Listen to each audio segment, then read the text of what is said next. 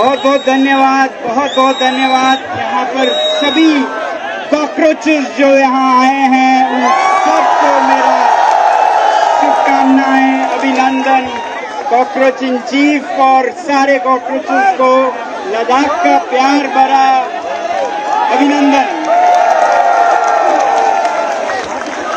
मैं बहुत बहुत प्रभावित हूँ, बहुत इम्प्रेस्ड हूँ कि आप लोगों ने इतने शांतिपूर्ण तरीके से आज यहाँ पर जमा होकर अपने मन की बात रखी है और बहुत प्रभावित हूँ। सरकार से भी उन्होंने कोई रोक टोक नहीं लगाया है, लोकतंत्र को पनपने दिया है। हमारी उम्मीद है कि आगे भी वो ऐसे अभिव्यक्तियों को, ऐसे रचनात्मक, सृजनात्मक, क्रिएटिव, कंस्ट्रक्टिव एक्सप्रेशंस को पनपने देंगे। भारत माता की, भारत माता की, भारत माता की। मैं अभिनंदन और धन्यवाद करना चाहूंगा कॉकरोच इन चीफ अभिषेक दीपके जी का, जिन्होंने सभी को जुटाया है और उनके साथ जितने लोग जुड़ते जा रहे हैं उन सभी का, आप सभी का, कि आप घरों में रोते नहीं रहे, शिकायत करते नहीं रहे और ना ही सड़क पर दरिंदगी कर रहे हैं, ना ही सड़क पर कोई हंगामा हल्ला कर रहे हैं। आप यहाँ पर शांति से अपनी दो बात सुनने और सुनाने आए हैं। ये बहुत ही इम्प्रेसिव है, बहुत मुझे प्रभावित करता है। इसके लिए आप सबकी जय।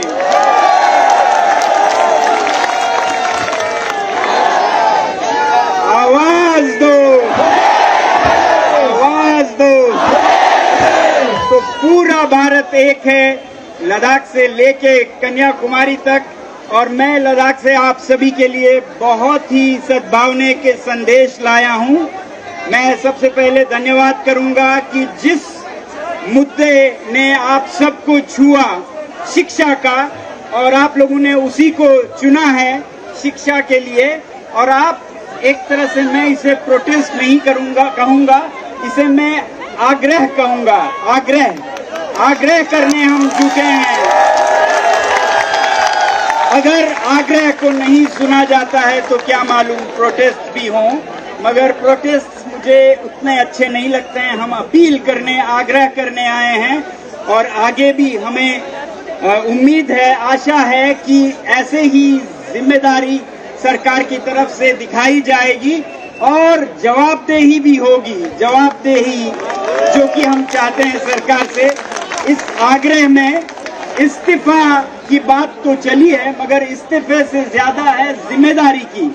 और जिस इंसान को जिम्मेदारी महसूस होती है तो जो जरूरी है वो करते हैं, चाहे उसके लिए इस्तीफा देना पड़े, त्यागपत्र देना चाहे।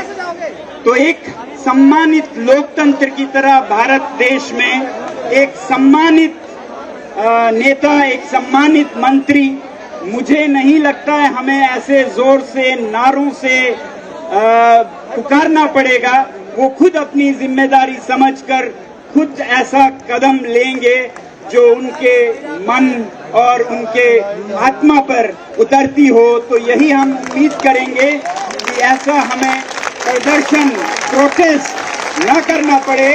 आग्रह से ही अगर काम चलता है तो बहुत अच्छा है। जिस तरह की जिम्मेदारी और संवेदनशीलता सरकार ने आज दिखाई है, मैं उससे बहुत गर्वित हूं, क्योंकि लोग कहते थे कि ऐसा कुछ नहीं होने देंगे, धरपकड़ होगी, गिरफ्तारी होगी। आप देख रहे हैं ऐसा कुछ नहीं हुआ है और ये भारत के लिए बहुत बड़ी बात है। ये आप लोगों की, सिर्फ आप लोगों की जीत नहीं है, ये भारत देश की जीत है, ये सरकार की भी जीत है। इसका हम जश्न मनाएं तालियों के साथ। तो अभी मैं देख रहा हूं आप लोगों ने शिक्षा का सवाल उठाया है। क्यों ना उठाएं, आपके जिंदगी से सीधा जुड़ा है ये इम्तिहान। जिस पर हम भरोसा करते हैं उसी में अगर बेईमानियां हों तो फिर कोई क्या उम्मीद करे, उम्मीदें टूट जाती हैं। तो ये तो बिल्कुल नाजायज नहीं है कि आप उन इम्तिहान को, उन पैमानों को, उसमें ईमानदारी मांग रहे हैं और कुछ जमीन, चांद, सितारे नहीं मांग रहे हैं। तो मुझे उम्मीद है कि इस पर सरकार खरे उतरेंगे, हमारे जो शीर्ष नेता हैं वो सही कदम उठाएंगे और आने वाले दिनों में हमें एक अच्छा समाचार मिलेगा। वरना मैं चाहूँगा सबसे कि आगे इसे कैसे ले जाएं, इस पर भी बात करें। उम्मीद है अगले आने वाले दिनों में जो आप मांग कर रहे हैं वो पूरा हो भी तो ये जो युवा शक्ति है, जिसको किसी भी देश के लिए बहुत महत्वपूर्ण है, उसे और चीजों को अच्छा करने के लिए कैसे ले जाया जाए। शिक्षा सबसे पहली आपकी जरूरत है, उसमें आप ये काम कर रहे हैं, मगर शिक्षा में सिर्फ इम्तिहान अकेले काफी नहीं है। सिस्टम को, प्रणाली को सुधारना होगा, निजाम को बदलना होगा कि शिक्षा में इंसाफ हो सभी के साथ, शहर में जो हैं उनके साथ, गांव में हैं, दूर दराज। अरे भैया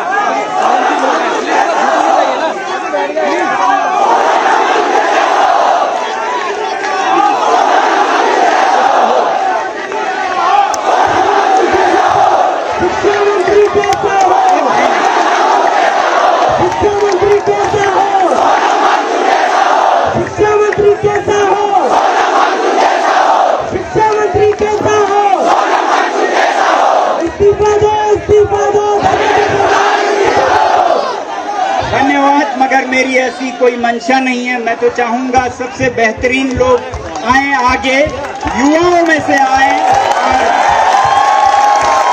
और हम जैसे लोग आपको सलाह दे सकें, रास्ता दिखा सकें, एक सच्चा रास्ता हम दिखा पाएं। तो मेरी उम्मीद है कि आप इम्तिहान से शुरू करेंगे, मगर अंजाम इम्तिहान तक न रहे। प्रणाली को बदलने पर भी ये बहस चलती जानी चाहिए। विद्यालयों में बेहतर गुणवत्ता, क्वालिटी कैसे आए, शहरों में तो होती है, गांवों में कैसे आए। जो सरकारी विद्यालय हैं वो हैं कल के भारत के, विकसित भारत के जो कारखाने हैं वो दिल्ली के प्राइवेट स्कूल्स नहीं हैं। विकसित भारत के कारखाने गांव के विद्यालय हैं। तो जो गवर्नमेंट स्कूल्स हैं, सरकारी विद्यालय हैं, उनको कैसे बेहतर बनाएं।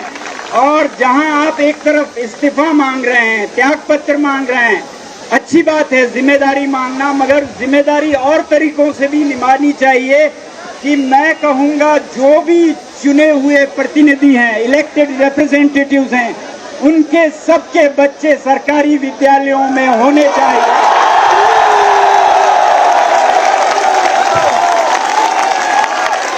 जो सिस्टम को चला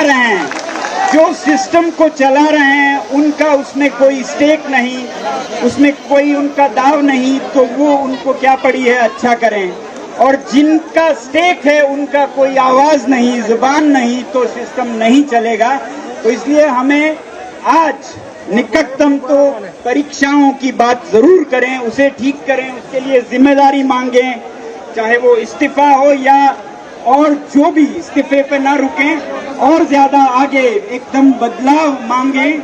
और आगे जाकर सिस्टम में बदलाव तब आएगा जब जो नीति बनाते हैं, जो प्रतिनिधि हैं भारत के, उनके अपने बच्चे जब उन्हीं विद्यालयों में हो जहां सबके बच्चे हों। तो मेरी उम्मीद है सारे सांसद मिलकर सोचेंगे और एक ऐसा नियम बनाएंगे कि जो भी सरकार के चुने हुए प्रतिनिधि हैं उनके बच्चे हों, और जो भी सरकार से क्या कहते हैं आप, राशि पाते हैं, तनख्वाह पाते हैं, उनके बच्चे वही हो जिसको आप चला रहे हैं, वरना ये सिस्टम नहीं चलेगा। तो इसलिए पूरे सिस्टम को सुधारने की तरफ हम आगे बात करेंगे। मगर आज परीक्षाओं की चर्चा चली तो इसमें मुझे उम्मीद है कि सरकार पूरा ध्यान देगी।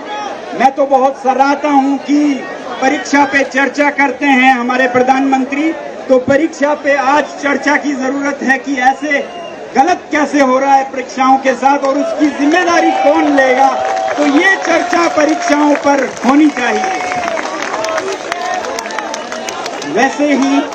वैसे ही मैं चाहूंगा कि शिक्षा में पहले आप बढ़ाएं दायरे को, परीक्षाओं से आगे बढ़ाएं, निजाम को, प्रणाली को सुधारें और उसके बाद जब इतनी बड़ी ताकत भारत जैसे युवा देश की है तो फिर इसी पे ना रुकें, शिक्षा पर भी ना रुकें। आप पर्यावरण को कैसे सुधारें, क्योंकि कल का भारत आपका है। कल जो आप पानी पिएंगे क्या वो साफ होगा, कल जो हवा आप सांस लेंगे क्या वो साफ होगा, कल की कीमत पर आज की विकास चाहिए क्या? आज का विकास, आज का ग्रोथ अगर कल के कीमत पर हो कि हमारे आम लोग पानी तक ना पी सकें, हवा तक सांस ना ले सकें, तो वो विकास नहीं है। इस मुद्दे को भी आगे लें और उसके बाद हर एक मुद्दे को आगे लें। ये शुरुआत होनी चाहिए, अंत नहीं होनी चाहिए। मुझे बहुत अच्छा लगता है एक गीत जिसमें कहते हैं हम मेहनत कश शब्द दुनिया से अपना हिस्सा मांगेंगे, एक बाग नहीं, एक खेत नहीं, हम सारी दुनिया मांगेंगे। तो सिर्फ परीक्षाएं नहीं, सिर्फ विद्यालय नहीं, हम सारे मंत्रालयों में बदलाव चाहेंगे ताकि पूरा बदलाव बढ़े, हम सारी दुनिया मांगेंगे। जिम्मेदारी आपको लेना होगा। मैं इस तरह से देखता हूँ, ये एक जिम्मेदारी है जो हर कोई शख्स ले तो अच्छा लगता है और खासकर जो हमारे नेता हैं वो तो ले ही, ताकि बच्चे यही सीखें कि जिम्मेदारी कैसे लेते हैं। ठीक है, तो आगे ये कैसे चले, मैं चाहूंगा कि अभिजीत जी और बाकी साथी बताएं कि आगे हम कब मिलें, कैसे मिलें, ताकि एक खेत नहीं, एक बाग नहीं, हम पूरे देश को बदल सकें। तो ये शक्ति ऐसी शक्ति हो और जितने इसमें कठिनाइयां हों उसका सामना करें। आपको मैं एक 2 लाइन बताता हूँ। नशीमन कहते हैं घोंसले को, जब घोंसला बनाते हैं तो उसमें बहुत मेहनत, बहुत मुश्किलें आती हैं। तो नशीमन पर नशीमन इस कदर तामीर करता जा, इस कदर घोंसले बनाता जा कि बिजली गिरते गिरते आप ही बेजार हो जाए, वो खुद थक जाए।